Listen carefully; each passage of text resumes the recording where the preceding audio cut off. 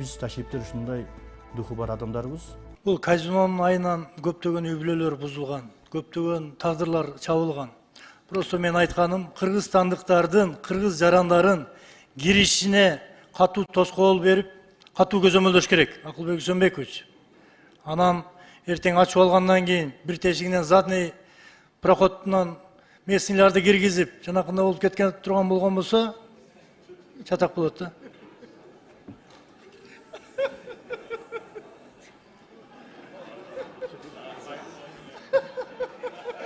Сунушумдагы бир 14 жашка чейинки жалаң кыздар, балдар, окуучуларга телефонду мыйзам түрүндө запрет жасамай.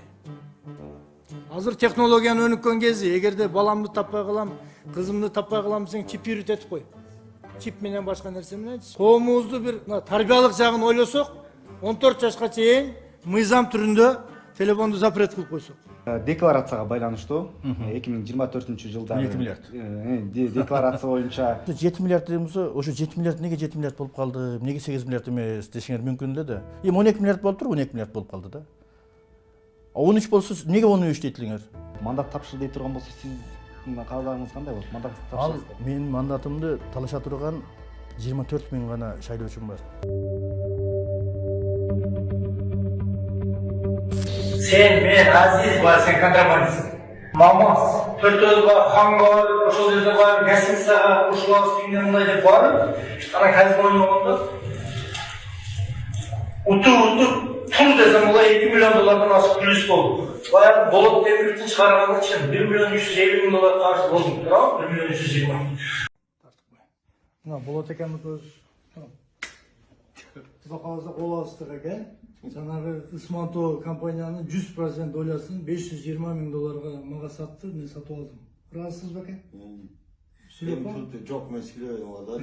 Hem turuptu. Andan keyin aynigan ne olur? Айнаган не деп айтасыз? Bildim, sen etsen. Siz айтыңыз. Çok sen et de, sen kişiyesin o menen. Аксакал сиз айтыңыз. Айнаган ким болот? Bildim. Мен айнамайм экен. Kardeşim ben de ayniyorum. Айнамайсызбы? 520 миң долларга ыраазы болуп саттыңызбы? 100% чыкпайт. Мен телефонум. Болdu. Ыраазысыз да? Başka biröden uksakçı. Башка бирөөдөн көрбөйбүз. Бул өзүмө бул видео. Sen var yoksa fırsat edip üretkensin. Kardeş o da var. Ыраазысыз да? 100% доля көмүрдүкү. Болду. Мен Үчбай айылынын тургуну Эргешева Нурля 4 баланын энесимин. Жолдошум Алимбаев Шадан 2017 жылы Уташ көмүр карьер ачамын деп, биздин болгон бардык мал мүлкүбүздү ошол жакка жумшап, ишке кире баштаганда жолдошум рак оорусу менен каза болуп калды. Bukan başka seçim. Benim bukan başka onun için akça tapaya da. İşte çok hapsırınca buldu. Assalamu alaikum, урматтуу кыргыз элим, мен Кубанычбек кызы Кымбат. Мындан алдында сиздерден жардам сурап кайрылган элем. Уулум Мухаммад 5 жашта, азыр баса албайт, ошо жол кырсыгынан улам ушундай абалга түшүп калган. Мындан алдын 3 жол операция болгон башында. Азыркы учурда башында аппарат менен жашап жатат. Сиздерден суранарым, ушу баламдын операциясына жардам берип кетүүңүздөрдү өтүнөм. Берген жардамыңыздарды Алла Таала, Аллах разы болсун барыңыздардан. Көптү көрсө көл болот дейт. Ушу балам басып кетүүсүнө себепкер болуңуздар. Балам да бутуна туруп, өз алдынча мектепке барып, өз алдынча ойношун каалайм. Мен баламды көрүп, жүрөгүм ооруйт. Бизге азыркы учурда 45 миң доллар акча каражаты керектөлүүдө. Бизде андай сумма жоктугунан улам аргасыздан кайрымдуу кыргыз элимен жардам сурап кайрылып жатам. Бизге кайрымдуулук кылам деген инсандарга өзүмдүн атымда Мбанк ачылган. 3197 Кымбат К деп чыгат. Ошо Россия өлкөсүнөн котором дегендерге Сбербанк 3097 Нурбек деп чыгат. Ал дагы өзүмө караштуу. Аллах Таалам баарыңыздардан разы болсун. Берген жардамыңыздарды алып жатабыз. Тинькофф жок. Каза болгондон кийин Нурматов Болот, Маматова Салтанат жасалма жол менен өздөрүнө көмүр карьерди өткөрүп алышыптыр. Биз 3 жылдан бери соттошуп, 19 жолу соттон жеңип, Эми карьерди өзүбүзгө өткөрүп алдык десек, Жогорку Кеңештин депутаты Жусупбек Коргонбай уулу ушул жетимдердин акысы экенин билип туруп, Нурматов Болот экөөбү өз алдынча келишим түзүп, азыркы күндө ошол көмүр карьерди казып иштетип жатат. Буларга эч ким эч кандай чара көрбөй жатат. Мен да ошо чындыкты издеп, жогорку сотко жеткенде кайра 3 жолу кайтарып жатат. Жогорку Кеңештин депутаттыгы таасирин тийгизип. Жусупбек Коргонбай уулу эмнеге ушул жетимдердин акысыны жегенден коркпойт?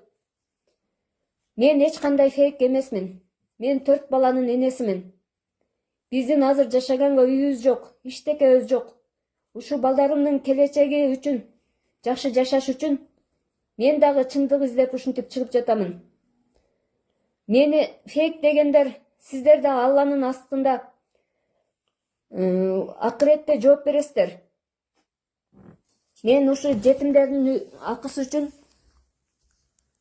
каным төгүлгөнчө аракет кыламын.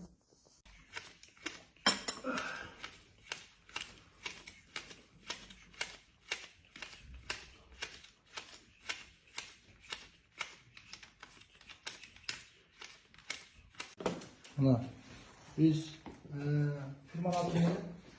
Уташ фирмасынын жакыныраактан тарт. Уташ фирмасынын 33% долясын $100,000 алабыз. Туурабы? Ишембей атасың ба? Жок, бөгө багынды $1000 авансты бердим азыр. Туурабы? Жок, калганын 4-июль күнү полный оформить этип, мына нотариустан. Жана кандай кылабыз? Кудай кааласа, иншалла. Баракасын берсин, иншалла. Сиздердин ыраазычылыгыңыздар керек, биринчиден. Туурабы? Ошол жанагы Улуташпы? Улуташ фирмасынын 33%-ин Кудай буюрса Шаймаган Бекмуратов, Алимбаев Бекмуратович мага сатты. Мына жанында партнеры фамилия атын айтып кой. Макситов Максат. Баары ыраазычылык менен болду. Бул жерде бирөөнү коркутуу, үркүтүү, андан мындай нерсе жок. Туурабы? Кудай кааласа, омин бир дуа окуңуз. Максат, сен өзүң дуа Азиз. Мен аз эмесмин, Дуа окуңуз. Амен. Биринчиден ушу бүткүл аламдардын жаратуучусу биз ушул күндөргө жеткирген Аллах субханала тааала чексиз мактоолор болсун. Пайгамбар Мухаммад саллаллаху алейхи вассалам көп салават болсун. Аллахым биринчиден заманыбыз тынч болсун. Биринчиден ушу бүткүл аламдардын жаратуучусу биз ушул күндөргө жеткирген Аллах субханала тааала чексиз мактоолор болсун. Пайгамбар Мухаммад саллаллаху алейхи вассалам көп салават болсун. Аллахым биринчиден заманыбыз тынч болсун, эл журтубуз тынч болсун, молчулук болсун, токчулук болсун. Дайым ушу жакшылыктар үстүндө жүрөлү. Ушул алган көмүркең жалаң жакшылыктарга буйрсун. Соопчулук көп иш кылайт, Соопчулуктарга буйрсун. Илайым сен ушундай соопчулуктар кылып, дагы кимге соопчулук кылсам экен, адамдар издеп калгын. Амин. Айтканыңыз келсин. Тапкан тутканга Алла Таалам барака берсин. Бардыгыбыз тынч боло, бардыгын тапкан тутканга Алла Таалам барака берсин, Амин Алла. Разы болуңуздар. Кудай кааласа, Ассаламу алейкум, урматтуу Facebook колдонуучулар. Кечирип коесуздар, мен мындай бети башым шепинен грипп болуп, лечение алып жаткан жеримден тааныштарым чалганынан Facebookка кирүүгө аргасыз болдум. Ал жерде Жусуп Коргонбаевдин жана ооздугу жок аялдары алакыштап койгон экен эле мени ушундай жаман сөздөр менен шубап жатышыптыр. Бул аферист, эми ушундай ооздугу жок экен, айтканга сөз барбайт да. Көт, паландайт, күндөбөй деген сөздөрдү ошол энелери айтып атат ушундай ыйык Рамазан айынын алдында. Ошого мен кичине түшүндүрмө берип коеюн деп чечтим. Энесе сөз башынан болсун. Бул көмүркенди менин иним 2017 жылы лицензия алып баштаган. 2019 жылы ал жерге 8 миллион акча кетирип жол салган. Макситов Максат экөө. Анан иним каза болуп калганда муну подполковник Нурматов деген инимин колун жасалмалап өзүнө өткөзүп алган. Биз бул боюнча соттошуп 8 жолу экспертиза чыкты. Бардыгында инимин колу эмес деп чыкты. Соттошуп ошентип жүрсөк, бир күнү Жусуп мага келди. Чалып калды. ака жолугушайлы деп. Анан жолуккан жерде депутат болгуча мага тынбай чалып акыбалымды сурап жүрүп, депутат болгондон кийин карабай койду дебең ака. Көмүркениңиз эмне болуп атат, ошого жардам берейин деди. Анан болду да, анан экөөбүз жолуксак ошол жерде мага сатың деди. Сатың деди, мен 100.000 долларга мен сатпай койгонмун десем, ошого бериң ака деди. Мен берки шериктериңиздикин дагы сатып алам. Бирок алардыкыны 100.000ге жеткирбей, 70-80 миңден жогору көтөрбөймүн деди. Бул жетим балдардыкы болгон үчүн 100.000 берем сизге деди. Ал жердин иши кыйын экенин мен билдим деди. Анан эми өзүңүздөр күбө болуп атасыздар, ошентип 100.000ден көтөрбөйм жетим балдардыкы деп коюп туруп, 520.000 берип атат, беркисине 170.000 берип атат. Бул эми кандай экенин өзүңүздөр билип аласыздар. Анан макул дедим, мен шериктерим менен маслихат кылып сүйлөшөйүн дедим. Мен ал жерде учредителдер бар, ошолор менен сүйлөшөйүн дедим. Десем, а деп чала берди. Анан бир күнү Бишкекке барып жолуктум. Жана видеодогудай. Ошол жерде мен шериктерим менен али сүйлөшө элекмин десем, зорлуктап чөнтөгүмө $1000 берди. Анан дуам берип чыгып кеттим. Мен Жусупка айттым эле, Жусуп, мен ушул мен бир тууган агам өзбектер өлтүрүп кетип, дагы эле сотуп бите элек, мына 11 жыл болуп атат. Эми алаз келгенсип мынтип инемин соту башталып, мен кыйналып кеттим, ачыгын айтканда. Мен ушу соттордон кутулайын. Мына Нурматов болот деген тааныштары күчтүү экен. Эч мыйзам чегинде жазалата албай атабыз десем, Шаймеке эркекче мен Нурматовду каматтырып беремин деди. Если мыйзамдуу түрдө деди, мен ошо жардам берип, ушул иштерди аягына чыгарып беремин деди. Анан макулда ошол жерде кол ачып, анан $1000 бергенден зорлуктап берген аны. Жусуп эркек болсо айтсын, мен албай койгонуму. Свидетель дагы бар. Анан чыгып кетти, $1000 алдында машинама салып койдум. Анан бул боюнча видео дагы кылып койгом. Азыр өчүп эле калбасам чыгарамын. Анан кийин Жусуп чала бергенден анан Жусуп качан келесиң? Сен эртең атаңын айттыгына келесиңби десем, ооба деди. Күздө курман айттын алдындардан бардым Жусупка. Жусуп, эмне шаштырасың? Десем, сиз кол бердиңиз дейт. Жусуп дедим, сен да мурунку шайлоодо мага кол бергенсиң, кийинки шайлоодо кол бердиң. Андан башка да кол бергендериң бар. Жардам берем дегенсиң. Кана жардам бергениңди? Анан мен болгондой түшүндүрүп айтсам, Жусуп ака менен кетиптир. Кечирип коюң, мына ылыйык курман айттын алдында турабыз. Кечиришели бири-бирибизди деп сүйлөшкөнбүз. Анан эле бир күнү чалып калды. Ака деди, сиздин шериктериңизди мен сатып алдым. Бир сиздики калды. Өткөзүп бериң деди. Макул деп анан ошто гостиницада жолуктук. Замир Сыргабаев экөө экен. Замир Сыргабаев, Айбек Осмонов, анан папамдын айлык өкмөтү бар экен. Ошол жерде да анан мага $1000 берди. Мен бул боюнча мен саттым деп укамдын бала чакасына бир туугандарыма айткамын. Анан Жусуп айтты, бул соцзащитадан мына балдарга уруксат бериш керек экен. Соцзащитага арыз жазып кайрылышсын деди. Мен келиниме айтсам, соцзащитага арыз жазып кайрылды. Анан эле бир күнү бирөө чалды дагы, Шаймеке, Жусуп сизди чабамын деп атат деди. Эки табалан жөттө чаптырып таштайм шайымды деп ушинтип бир нерселерди айтып атат деген. Анан мен Жусупка чалып, эмне атасың десем, сиз Фейсбукка чыгарыпсыз деди. Ссылкасын жөнөтчү десем, анан жөнөттү эле, карасам Роза Маманова чыгарыптыр. Жусуп, каерде шайым деп турат? Бул жерде Роза деп турат го. Сүйлөшүп албап Роза менен десем, балдар кетти, азыр Замир издеп жүрөт аларды деди. Анан мен сен мышыгың пиштедимби? Же сылыктыкты коркоктук катары кабыл алып атат окшойсуң сен? Мен бир гана Алладан коркомун Жусуп десем, анан мен айткан жокмун деп тана баштады. Анан мен айттым, каердесиң дедим. Мен мойнуна коюп берем деп атат жанагы мага айткан адам. Давай жолугушалы, Бишкек болсоң Бишкекке барам, мойнума коюп бер ошону десем, мен Тбилисидемин деди. Тбилисиде болсоң келгениңде чалгын, жолугушабыз дедим. Сен неге чабам дейсиң мени десем, макул деген боюнча Жусуп чалбады. Анан эле бир күнү менин келиниме, мына Эргешев Нурила Фейсбукта отурат, ошого бирөөлөр чалат. Шайм аферист, сенин балдарыңын ырыскысын сатып атат. Ал саткыча сен өзүң саткын, сен үй жайың жок экен.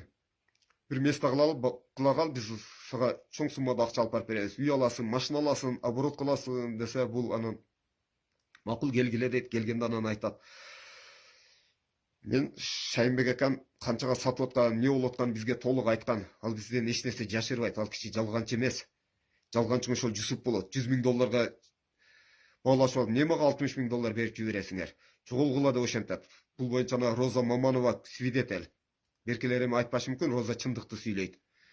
Роза айтып берет муну. Аны биз сатпайбыз, болду окшогон аферистке сатпайбыз деп ачык айтып жөнөтө беришет.